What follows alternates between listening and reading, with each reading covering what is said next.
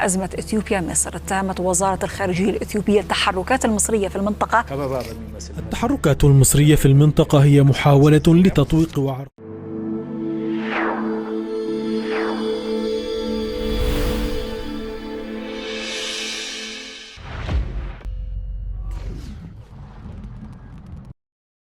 ግብጽ በኢትዮጵያ ያቀደችው የመንግስት ግልበጣና የሀገር መንግስት ማፍረስ ስትራቴጂ አዲስ አበባን የመክበብ ቀይ ባህርን የመዝጋት ፖሊሲ የኢትዮጵያ መንግስት በይፋ ያወጣውና ግብጽ በህቡ እያካሄደች ያለችውን አደገኛ የተባለለትን ፖሊሲ እንመለከተዋለን። ከዚህ ውጪ በሙሰኛ ባለስልጣናትና ፖለቲከኞች ላይ የሞት ቅጣት እንዲደነገግ የሚል አጀንዳ ይዘው የቀረቡት እጩ አነጋጋሪው የህግ ባለሙያና ፖለቲከኛ የህዝብ ሀብት ዘረፋ እንደ አንድ የሙያ ዘርፍ መታየት ጀምሯል ሲሉም ወግተዋል።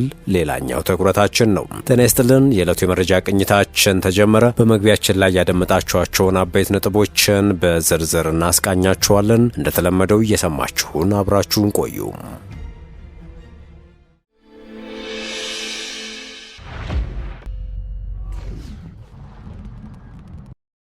ወደ ቀዳሚው ጉዳያችን አመራን። ሐምሌ 2017 ዓመተ ምህረት ግብጽ ኢትዮጵያ ላይ ስትከተል የኖረችውን ፖሊሲ የከለሰችበት አጋጣሚ እንደሆነ መረጃዎች ያሳያሉ። በዚህ የክረምት ወር ከ14 ዓመታት በላይ በግንባታ የቆየውና ኢትዮጵያና ግብጽ ለዓመታት በድርድር ጠረጴዛ ሲያፋጥጥ የቆየው ታላቁ የህዳሴ ግድብ የተጠናቀቀበትና የቀጠናው ሀገራት መሪዎች ቤንሻንጉል ጉሙዝ ተገኝተው በይፋ ያስመረቁበት ወቅት ነበር።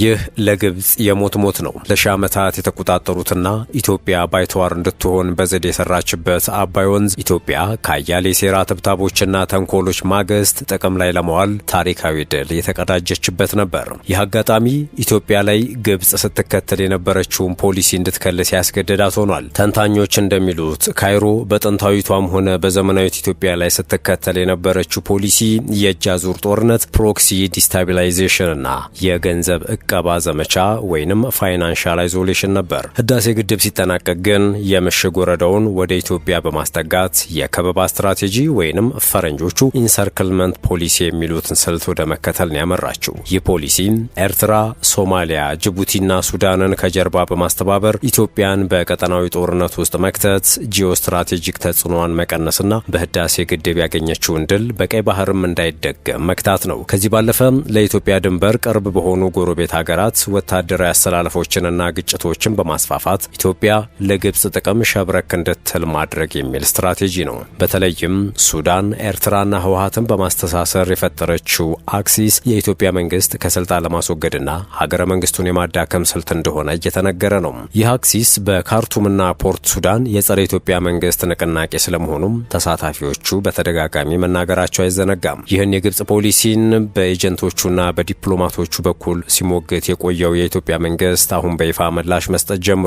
ኢትዮጵያ የባህር በር ፍላጎት አጀንዳዋን ይፋ ካደረገች በኋላ ግብጽ ከበባ በሚመስል መልኩ እየተንቀሳቀሰች ነው ሲሉ የውጭ ጉዳይ ሚኒስትር ቃል አቀባዩ ተናግረዋል። አምባሳደር ነቢያት ጌታቸውም ትላንት ሐሙስ ግንቦት 13 2018 ዓ.ም ለጋዜጠኞች በሰጡት መግለጫ ኢትዮጵያ የባህር በር ጥያቄዋን ካነሳች በኋላ ከግብጽ በኩል ውጥረት፣ ትንኮሳ የሚመስሉ ነገሮች እየታዩ መሆናቸውን ተናግረዋል። ኤርትራ ነጻ ሀገር ከሆነች በኋላ ባህር በር አልባ ሀገር ሆና የቆየችው ኢትዮጵያ ባለፉት ጥቂት ዓመታት በመንግስት ደረጃ የባህር በር ማግኘት አጀንዳዋን በይፋ እያራመደች መሆኑ ይታወቃል። በዚህም ከኤርትራ ጋር ያለው ግንኙነት ተበላሽቶ ወደ ግጭት ሊያመራ እንደሚችል ስጋት ፈጥሮ ቆይቷል። በተጨማሪም በህዳሴው ግድብ ምክንያት ለዓመታት ተቃውሞዋን ስታሰማ የቆየችው ግብጽ ከኤርትራ ጋር በመሆን የኢትዮጵያን ፍላጎት በሚቃረን መልኩ እንቅስቃሴዎችንና መግለጫዎችን ስታወጣ ቆይታለች። ቃል አቀባዩ አምባሳደር ነቢያት ከዚሁ ጋር ተያይዞ በሰጡት ጋዜጣዊ መግለጫ ላይ ኢትዮጵያ የባህር በር ፍላጎቷን ባነሳች ጊዜ ኢትዮጵያን ለማነቅ የሚደረጉ እንቅስቃሴዎች የመጨመርና የመጠናከር አካሄድን እናያለን ብለዋል። አምባሳደሩ አክለውም ይህ የግብጽ እርምጃ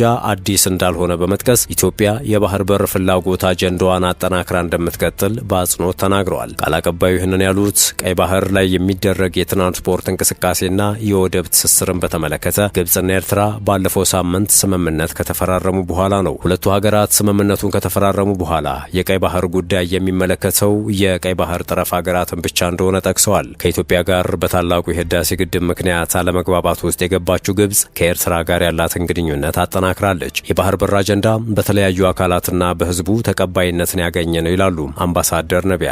ኢትዮጵያ አጀንዳውን ሰላማዊና ዲፕሎማሲያዊ በሆነ መንገድ እንደምትቀጥል በተደጋጋሚ መግለጿን በማስታወስ ቅዳሜ ግንቦት 8 2018 ዓ.ም የግብጽ የውጭ ጉዳይ ሚኒስትር ባደር አብደላቲና የግብጽ የትራንስፖርት ሚኒስትር ሌተናንት ጀነራል ከማል አልዋዚር ከኤርትራው ፕሬዝዳንት ኢሳያስ አፈወርቂ ጋር ተገናኝተው ተወያይተዋል። የግብጽ የውጭ ጉዳይ ሚኒስትር ባደር አብደላቲ ከስምምነቱ በኋላ ከኤርትራ ቴሌቪዥን ጋር ባደረጉት ቃለ ምልልስ የቀይ ባህር አስተዳደርና ደህንነት ጉዳይ በዋናነት የሚመለከተው የቀይ ባህር አጎራባች ሀገራትን ነው ብለዋል። ጠቅላይ ሚኒስትር አብይ በተደጋጋሚ የሀገራቸውን የባህር መተላለፊያ የማግኘት ፍላጎት በንግግርና በመግባባት የማስፈጸም ፍላጎትን አጽንኦት በመስጠት ኢትዮጵያ ፍላጎቷን በኃይል ለማስፈጸም ጦር እንደማትሰብቅ ተናግረዋል።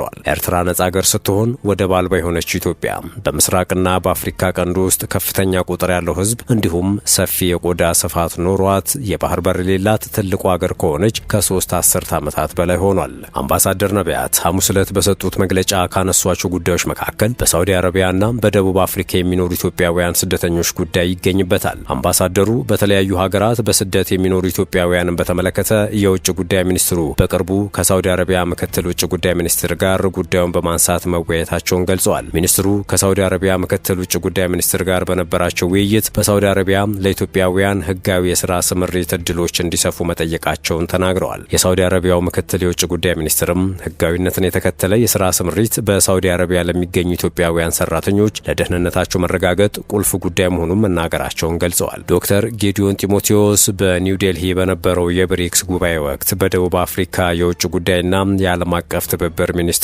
ሮናልድ ላሞላ ጋራ መወያየታቸውን ቃል አቀባዩ ጠቅሰዋል። ውይይቱ በተለየ ኢትዮጵያውያን ላይ እየደረሱ ያሉ ችግሮችን በጋራ መፍታት ላይ ያተኮረ እንደነበር አምባሳደር ነቢያት ተናግረዋል። በተመሳሳይ የውጭ ጉዳይ ምክትል ሚኒስትር አምባሳደር ብርሃኑ ጸጋይ በደቡብ አፍሪካ የሚኖሩ ኢትዮጵያውያን ላይ እየደረሰ ያለውን ጥቃትና ችግርን አስመልክቶ ተቀማጭነታቸው በኢትዮጵያ የሆኑትን የደቡብ አፍሪካን አምባሳደር በጽህፈት ቤታቸው ማናገራቸውን ጠቅሰዋል። በኢትዮጵያ የደቡብ አፍሪካ አምባሳደር ከሆኑት ኖንሴባሎሲ ጋር በተደረገው ውይይት በኢትዮጵያውያን ላይ እየተፈጸሙ ያሉ ድርጊቶች እንዲቆሙ በተለይም የደህንነት ጥበቃ ማድረግና ማረጋገጥ አስፈላጊ መሆኑን መነጋገራቸውን ገልጸዋል። ቃል አቀባዩ አክለውም የደቡብ አፍሪካው አምባሳደር የሀገራቸው መንግስት የሁሉንም ዜጎች የኢትዮጵያውያንን ጨምሮ ደህንነታቸውን ለማስጠበቅ ቁርጠኛ መሆኑን መናገራቸውን ገልጸዋል። አክለውም አንድ የልዑካን ቡድን በቅርቡ ወደ ደቡብ አፍሪካ ተጉዞ በዚያ ከሚገኙ ከተለያዩ አካላት ጋር እንደሚወያይም ተናግረዋል።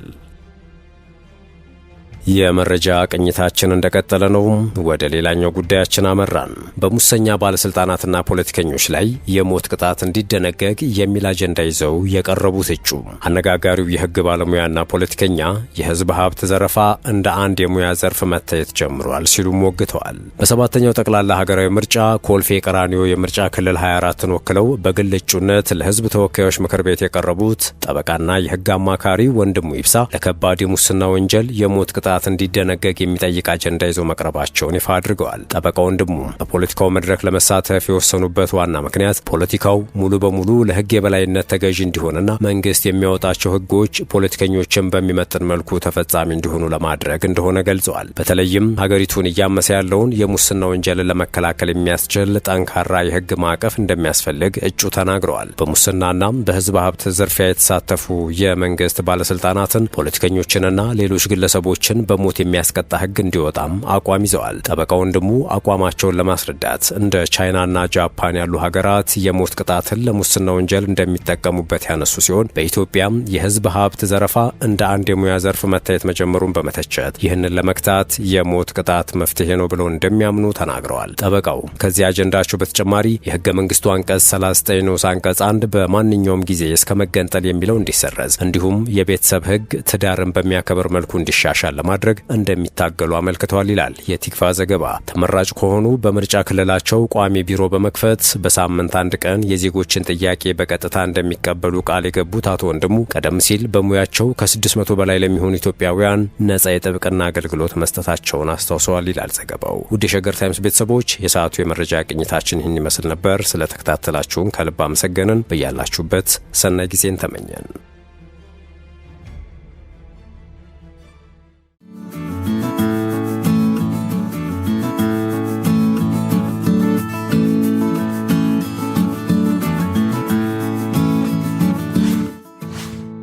ሸገር ታይምስ ሚዲያን ሰብስክራይብ በማድረግና ደወሉን በመጫን ይከተሉን።